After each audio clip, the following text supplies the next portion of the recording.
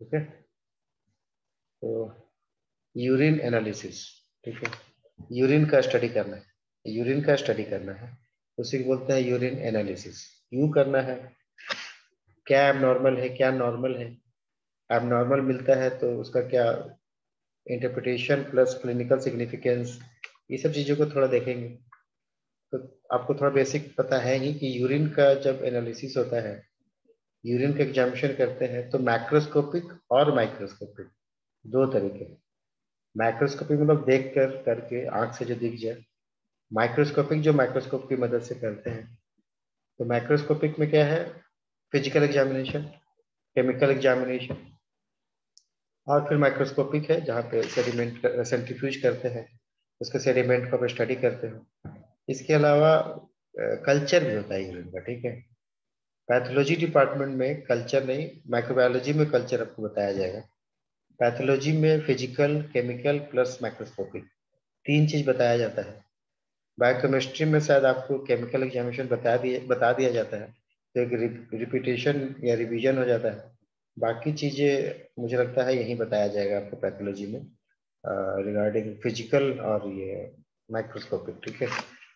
तो आज मैं कोशिश करूंगा कि आपका फिजिकल वाला और केमिकल वाला एटलीस्ट डिस्कशन कर ले। माइक्रोस्कोपिक वाला बहुत इंपॉर्टेंट है, और वो और कोई नहीं बताएगा। फिजिकल भी हो सकता है बता दिया गया हो आपको, केमिकल भी हो सकता है बता दिया गया हो फिजियोलॉजी बायोकेमिस्ट्री में, लेकिन माइक्रोस्कोपिक आपको सिर्फ पैथोलॉजी वाले ही बताएंगे। तो मैं सोच रहा था उसका थोड़ा अलग से डिटेल क्लास लूंगा। आज फिजिकल और केमिकल का मैं कोशिश करूंगा उसको रिवाइज करने का बेसिकली, कुछ ऐसा नहीं है कि आप नहीं जानते होंगे। तो सबसे पहले यूरिन, यूरिन है क्या, यूरिन क्या है, ये फिल्ट्रेट है, अल्ट्रा फिल्ट्रेट फिल्ट्रेशन। यूरिन का फॉर्मेशन कैसा होता है, ग्लोमेरुलर फिल्ट्रेशन, ट्यूबुलर रीअब्जॉर्प्शन और ट्यूबुलर सेक्रेशन। फाइनली जब कलेक्टिंग ट्रैक्ट में पहुंचता है चीजें, तभी उसको यूरिन बोलते हैं, उससे पहले वो ग्लोमेरुलर फिल्ट्रेट होता है। तो फाइनली क्या है, urine is an ultra filtrate of plasma.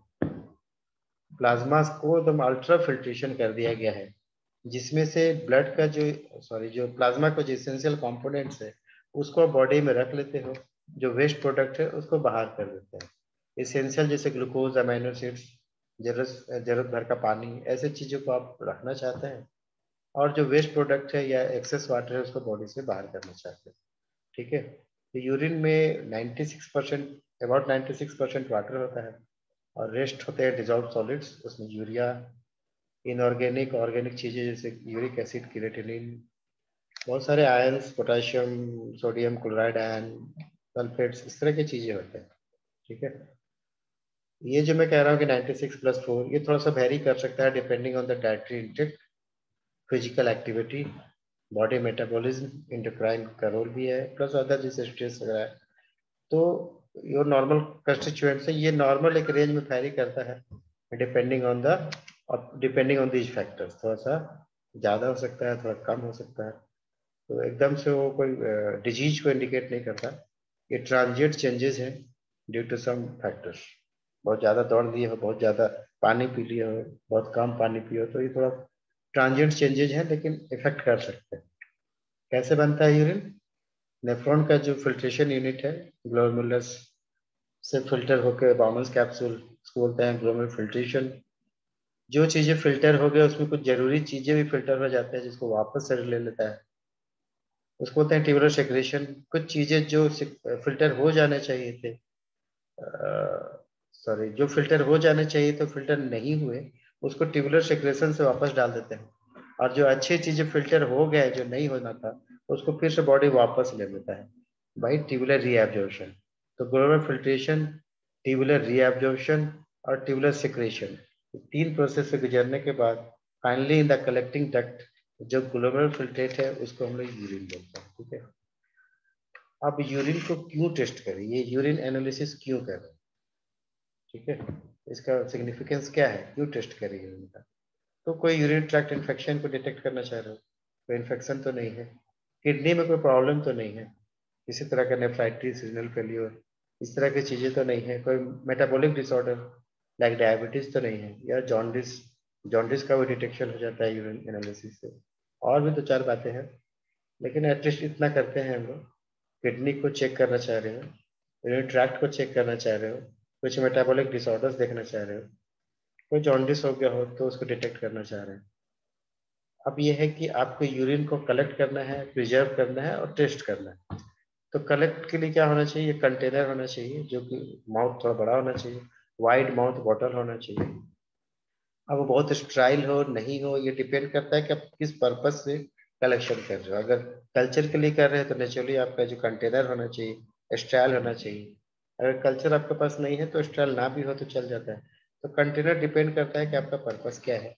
अब उसके बाद है कि कौन सा यूरिन ले। तो यूरिन लेने के डिफरेंट, यूरिन लेने का भी और टाइम का भी डिफरेंस है, ठीक है।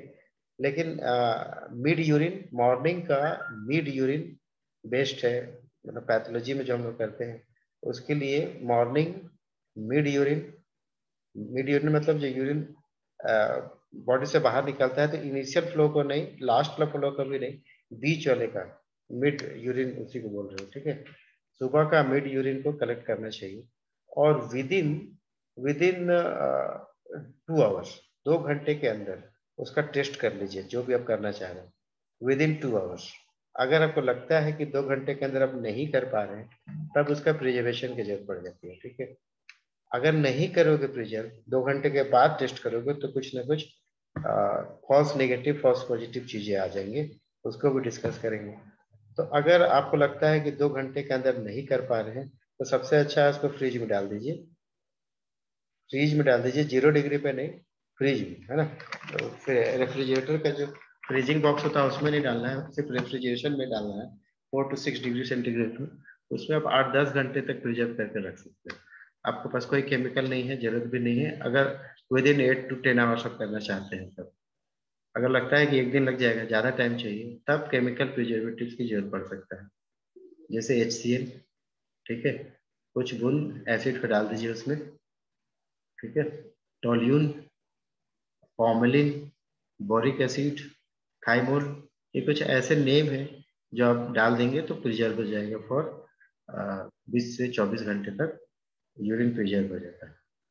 अगर नहीं करते आप, ठीक है, आपने छोड़ दिया, 2 घंटे के अंदर करना था, ना प्रिजर्व किया ना किए, तो क्या क्या हो सकता है, पीएच में चेंज आ जाएगा। जो नॉर्मल पीएच होगा, अगर 2 घंटे के अंदर जो आपने पीएच दिया होता उससे डिफरेंस आ जाएगा, पीएच में पीएच बढ़ जाएगा। जितना डिले करोगे पीएच बढ़ जाएगा। क्यों? Due to production of ammonia. जो यूरिया है यूरिन में, वो under the effect of urease enzyme ammonia produce करेगा, जिसकी वजह से पीएच इंक्रीज हो जाएगा। प्लस यूरिन टर्बिड दिखने लगेगा। यूरिन नॉर्मली क्लियर होता है, जो नॉर्मल अपीयरेंस है यूरिन का वो ऑलमोस्ट क्लियर होता है। घोड़े में छोड़ दीजिए, घोड़े में थोड़ा सा टर्बिडिटी पहले से ही होता है क्योंकि उनमें बहुत सारा फॉस्फेट्स होता है, मैग्नीशियम फॉस्फेट्स। तो जो क्लियर यूरिन थोड़ा टर्बिड हो जाएगा due to formation of crystals, crystals बन जाते हैं, ठीक है। और अगर उसमें कीटोन बॉडीज होंगे, कीटोन्यूरिया हो रहा होगा, यूरिन में कीटोन बॉडीज आ भी रहे होंगे, तो डिले करेंगे तो आपको कीटोन बॉडीज नहीं दिखेगा, क्योंकि वो वोलेटाइल है, वो निकल जाएगा यूरिन से, बढ़ जाएगा, ठीक है। प्लस ग्लूकोज भी है अगर, तो जितना डिले करोगे आपका ग्लूकोज एस्टिमेशन कम होता चला जाएगा due to glycolysis and utilisation of glucose by cells and bacteria, ठीक है। तो ग्लूकोज का अमाउंट धीरे धीरे कम होता चला जाता है। False negative test for bilirubin, bilirubin होगा भी लेकिन टेस्ट में नहीं आएगा क्योंकि वो ऑक्सीडाइज हो जाएगा फॉर बिलीवर्डिन, और बिलीवर्डिन का अमाउंट बढ़ जाएगा, इसलिए कि सारे बिलिरुबिन भी बिलीवर्डिन में कन्वर्ट हो जाएंगे, और बिलीवर्डिन तो पहले से अगर है तो है ही, तो बिलीवर्डिन का जो नॉर्मल होना चाहिए वो एक्स्ट्रा ज्यादा दिखने लगेगा, ठीक है। और ऑक्सीडेशन ऑफ यूरोबिलिनजन, तो यहाँ पे भी क्या होगा कि यूरोबिलिजन अगर था आपके यूरिन में तो कन्वर्ट हो गया यूरोबिलिन में, और यूरोबिलिनजन के लिए जो टेस्ट करते हैं आप उसमें वो डिटेक्ट नहीं होगा क्योंकि ऑक्सीडाइज्ड हो गया यूरोबिलिनजन। तो होने के बाद भी दिखेगा नहीं तो फॉल्स नेगेटिव हो जाएगा। बैक्टीरिया का जितना अमाउंट बॉडी में होगा नॉर्मली यूरिन में, उससे बहुत ज्यादा हो जाएगा क्योंकि उसको मौका मिल गया है प्रोलिफरेट करने का, तो अपना बहुत संख्या बढ़ा लेगा। तो जितना इन्फेक्शन बॉडी के अंदर नहीं होगा उससे बहुत ज्यादा आपको नजर आएगा, ठीक है। और बहुत सारे सेल्स टूट जाते हैं, रीनल सेल्स, जो किडनी के अपने सेल्स है, एपिथेलियल सेल्स, उसका हो जाएगा। इवन जो डिफरेंट टाइप के सेलुलर कंपोनेंट्स आते हैं हम लोग माइक्रोस्कोपी में पढ़ेंगे, वो टूट जाते हैं तो वो दिखेगा नहीं। कास्ट, इवन कास्ट भी डिसइंटीग्रेट हो जाता है। कास्ट क्रिस्टल्स क्या होता है माइक्रोस्कोपिक वाले में बातें करेंगे। तो फाइनली मैंने कहा आपसे कि मैक्रोस्कोपिक और microscopic, macroscopic in the form of physical examination, chemical examination, और माइक्रोस्कोपिक जो probably हम लोग कल डील करेंगे, अगले क्लास में डील करेंगे, उससे बात करेंगे। तो सबसे पहले फिजिकल। फिजिकल में क्या है, मतलब सिंपल कोई केमिकल यूज नहीं कर रहे हो, या बहुत सिंपल इंस्ट्रूमेंट्स यूज करके आप पता लगा, जैसे पीएच पेपर है, या सिर्फ आंख से देख रहे हो या स्मेल कर ले रहे हो, इस तरह के एग्जामिनेशन को फिजिकल एग्जामिनेशन बोलते हैं। ठीक है, उसमें आपका पीएच है, स्पेसिफिक ग्रेविटी है, कलर है, उसका कंसिस्टेंसी यानी अपीयरेंस है, स्मेल है, इस तरह की चीजों को जो आप देखते हैं, वॉल्यूम है, तो उसको हम बोलते हैं फिजिकल एग्जामिनेशन। अब रिगार्डिंग ह्यूमन, ये तो थोड़ा आसान हो जाता है, बोलते हो कि वॉल्यूम इतना होना चाहिए, पीएच इतना होना चाहिए ह्यूमन का। लेकिन एनिमल में इतना तरह के एनिमल्स की पीएच भी वेरी करता है, वॉल्यूम भी वेरी करता है। तो मैं इंडिविजुअल एनिमल्स का बात नहीं कर रहा हूँ, इसको मैंने टिपिकल फॉर ह्यूमन ही रखा है, उसी को बेस करके बातें कर रहे हैं। मैं फिर कह रहा हूँ कि change in the pH, change in the volume very करेगा डिपेंडिंग ऑन द स्पीसीज। यहाँ पे हम लोग जो बातें कर रहे हैं, एक टिपिकल ह्यूमन को लेकर बातें कर रहे हैं। ठीक है, तो जैसे ये लिखता है, सबसे पहले फिजिकल एग्जामिनेशन में वॉल्यूम की बातें हो रही है, तो लिखता है विद इन 24 आवर नॉर्मल जो आउटपुट होना चाहिए यूरिन का, वो करीब 1.5 लीटर के आसपास होना चाहिए, 1-1.5 लीटर के आसपास। कुछ ऐसे भी एनिमल्स होंगे इस नेचर में जो बहुत ज्यादा, कुछ ऐसे भी होंगे जो बहुत कम करते होंगे नेचुरली। तो हम लोग इसीलिए मैं कह रहा हूँ कि ये मैं एक टिपिकल ह्यूमन का ही बात करके चल रहे हैं। अगर 1 से 1.5 लीटर उसका नॉर्मल यूरिन आउटपुट है, तो कम हो सकता है और ज्यादा हो सकता है। ये पैथोलॉजिकल भी हो सकता है, फिजियोलॉजिकल भी हो सकता है। गर्मी के दिन में यूजुअली वॉल्यूम कम हो जाता है, आप प्रिजर्व करना चाहते हो अपना बॉडी वाटर, है ना। तो ये वेरी करता है पैथोलॉजिकली भी और फिजियोलॉजिकल भी, depending on the fluid intake, diet, climate, ऐसे चीजें पे भी। फिर भी अगर बढ़ गया हो यूरिन आउटपुट, बढ़ गया हो, पैथोलॉजिकल कंडीशन है, तो यूरिन आउटपुट वैसे 24 आवर के लेते हैं, एक दिन का उसको मेजर किया जाता है। अगर बढ़ गया हो तो date can be case of diabetes insipidus और मेलाइटस, क्रोनिक रीनल फेलियर, या कोई डाययूरेटिक थेरेपी दिया गया। डाययूरेटिक थेरेपी मतलब ज्यादा यूरिनेशन कराने के लिए कोई दवा दिया गया। ठीक है, तो डायबिटीज के केस में, किडनी फेल के केस में, कोई ट्रीटमेंट के केस में ज्यादा यूरिया हो सकता है, ये ज्यादा यूरिनेशन हो सकता है, उसको लोग बोलते हैं पोली यूरिया। तो एटलीस्ट ये टर्म तो जानो। यूजी में जो ऑब्जेक्टिव आते हैं छोटे छोटे सी बातें आते हैं, व्हाट इज पोली यूरिया, है ना। Increase urination, increase urine output. 5 minute रह गया है, कट जाएगा, फिर थोड़ा सा जोड़ेंगे केमिकल तक बातें करेंगे हम लोग। नेक्स्ट है ओलिगो यूरिया। ओलिगो जब भी लगे साइंस में, पोली जब भी लगे साइंस में बढ़ जाना ही होता है, ओलिगो जब भी लगे साइंस में घट जाना ही होता है। तो decreased urine output oligo urea है। फीवर के केस में, एक्यूट नेफ्राइटिस के केस में, क्रोनिक हार्ट फेलियर के केस में, या डिहाइड्रेशन के केस में, बहुत ज्यादा डायरिया हो रहा है, वॉमिटिंग हो रहा हो, तो नेचुरली यूरिन आउटपुट कम हो जाता है। एनुरिया, एन लग जाए मतलब नहीं, absence, complete absence of urination, पेशाब उतर ही नहीं रहा। In case of tubular necrosis, acute change in the kidney tubules, जैसे कि शॉक हो गया, या एक्यूट नेफ्राइटिस हो गया, या कोई स्टोन फॉर्मेशन हो गया, कंप्लीट ऑब्स्ट्रक्शन हो गया, बाहर जा ही नहीं रहा यूरिन, इस केस में इसको हम लोग एन यूरिया बोलते हैं। कमिंग टू द कलर, ठीक है, कलर कैसा होना चाहिए। फ्रेश यूरिन पेल कलर और अंबर कलर बोलते हैं, पेल येलो, जिसको अंबर कलर बोलते हैं। ठीक है, क्यों होता है ऐसा colour, due to presence of urochrome. Urochrome pigment normal urine को पेल येलो या अंबर कलर बनाता है।